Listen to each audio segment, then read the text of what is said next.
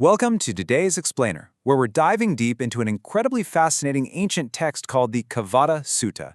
In our fast-paced, modern world, we're constantly on the hunt for quick fixes, right? Life hacks, 30-day transformations, instant ways to find peace. But what if the ultimate hack to true inner peace actually requires rejecting those flashy shortcuts altogether?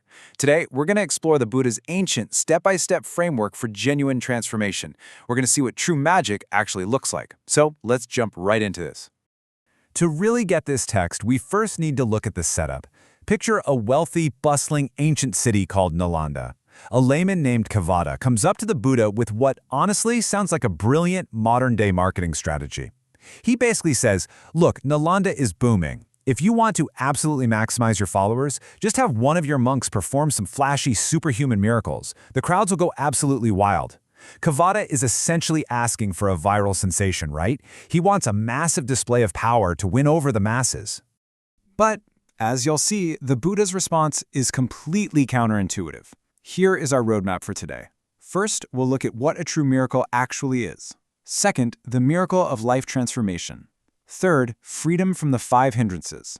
Fourth, the treasure of insight. And finally, the cessation of the 4 elements. Let's kick things off with Section 1, what is a true miracle and why we should reject the supernatural. When presented with Kevaddha's marketing pitch, the Buddha doesn't just say no. Instead, he logically breaks down the whole concept of miraculous power into 3 specific categories. First, there's Anusāsanī-pāṭihāriya. This covers your classic supernatural feats, multiplying your body, walking on water, or literally flying through the air. Second is Anusāsanī-pāṭihāriya, which is the power of mind reading and knowing exactly what someone else is thinking.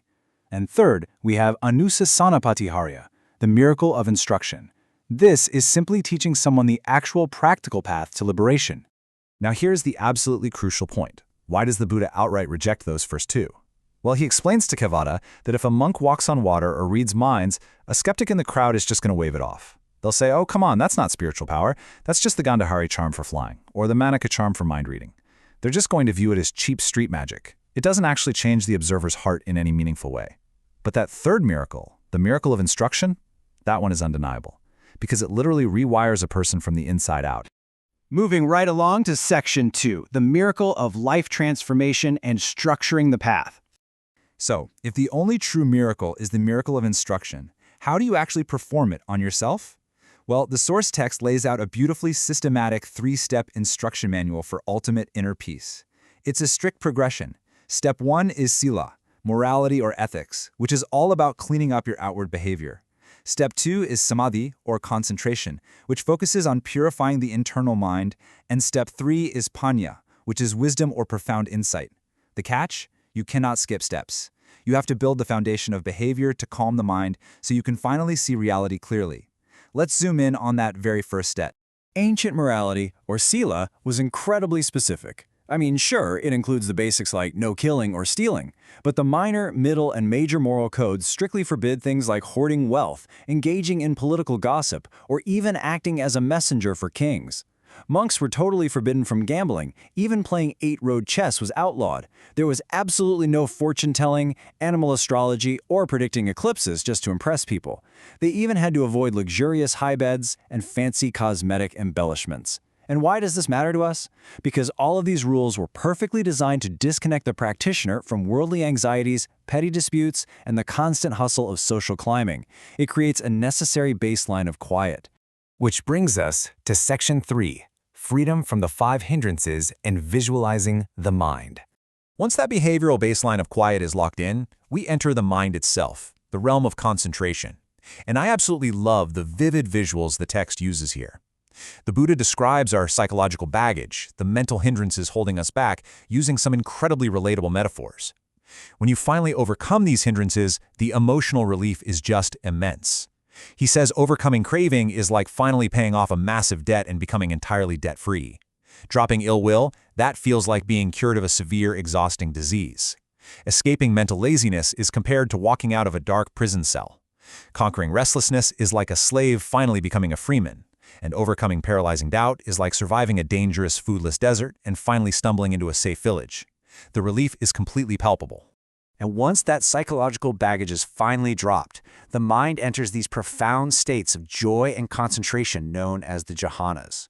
The text describes this joy as a deeply physical saturation.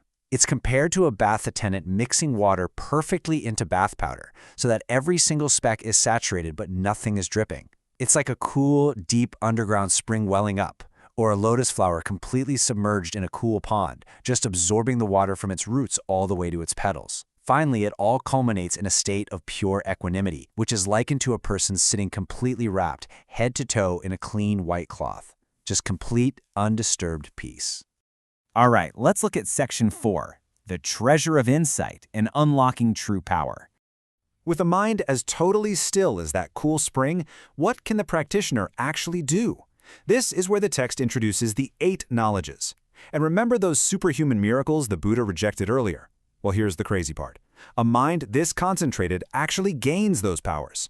The practitioner can create a mind-made body, master psychic abilities, develop a divine ear to hear distant realms, read minds, recall past lives, and even use a divine eye to see karma playing out across the universe. But here is the massive difference. They aren't doing this as cheap street magic to get followers. These powers are just natural byproducts of an intensely purified mind. And honestly, even these aren't the ultimate goal. The true crown jewel is the final knowledge, the complete destruction of the mental defilements, known as the asavas.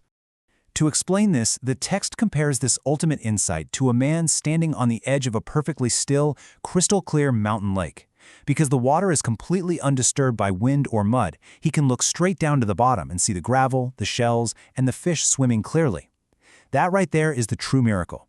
Seeing reality exactly as it is, without the distortion of your own mental defilements muddying the waters. Which brings us to our final section, cessation of the 4 elements, or what I like to call the cosmic joke. So to wrap this all up, the Buddha tells Kevaddha a story about a monk who developed a burning philosophical question.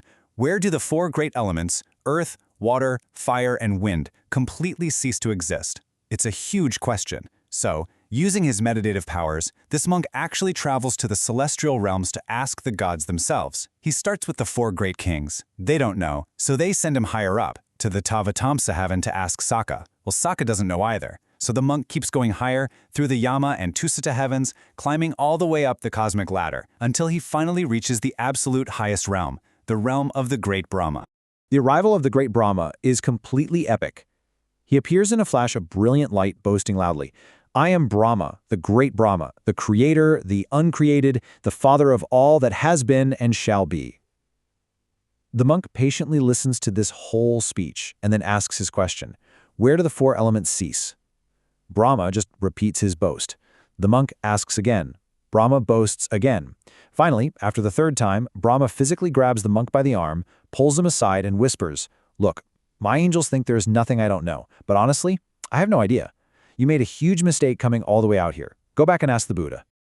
So realizing his mistake, the monk humbly returns to Earth. And the Buddha gently mocks this massive cosmic wild goose chase using the metaphor of the Tarajadasi, or the land-spotting bird. See, in ancient times, sailors who were lost at sea would release a bird. The bird would fly out in every direction looking for land, but if it didn't find any, it had absolutely no choice but to return to the safety of the ship. The Buddha basically tells the monk, you flew to the absolute ends of the universe looking for an answer, only to realize you had to return right back to where you started. And then, the Buddha delivers the absolute mic-drop answer to the monk's question. He explains that the end of the physical elements isn't some physical place way out in the cosmos. He says, where consciousness is signless, boundless, all luminous, that is where earth, water, fire, and wind find no footing. There, both name and form are brought to an end. True peace, the ultimate miracle, isn't found in flashy displays of power or by reaching the highest heavens.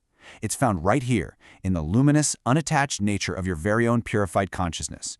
What you should really take away from all this is that the greatest magic trick of all is simply changing your own mind. So it begs the question for all of us today, are we still out there desperately looking for flashy miracles on the outside when the only true miracle is waiting to be built on the inside?